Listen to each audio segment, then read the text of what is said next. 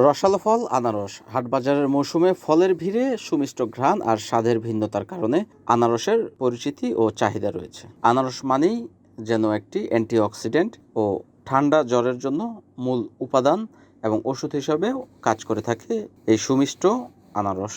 দেশি জাত ছাড়াও ফিলিপাইন জাতের আনারস আবাদ হয়েছে বিভিন্ন জায়গায়, তবে মধুপুরের আনারসই অনেকটাই দেশে বেশ জনপ্রিয়। জানা গেছে দেশের বিভিন্ন ভৌগোলিক এলাকায় মধুপুর গড়ের লাল মাটির উঁচু নিচু টিলায় আনারসের আবাদ শুরু হয় 1942 সাল থেকে। ক্ষুদ্র নৃগোষ্ঠীর গারোরা প্রথম আনারস আবাদ শুরু করে। ফলন সন্তোষজনক হওয়ায় মধুপুর উপজেলা ছাড়াও পার্শ্ববর্তী ফুলবাড়িয়া, মুক্তাগাছা, ঘাটাইল, জামালপুর সদরের অংশবিশেষে পাহাড়ি এলাকায় আনারসের চাষ ছড়িয়ে পড়ে। এবার এই 5 উপজেলায় প্রায় 23,000 একর আনারস আবাদ হয়েছে। শুধু মধুপুর উপজেলাই নয়, এর বাইরেও রয়েছে 16,894 একর। মধুপুরের জায়ান্ট কিউ ও হানি কুইন এবং জলটুপি জাতের আনারসের আবাদ হলেও জায়ান্ট কিউ সবার শীর্ষে রয়েছে।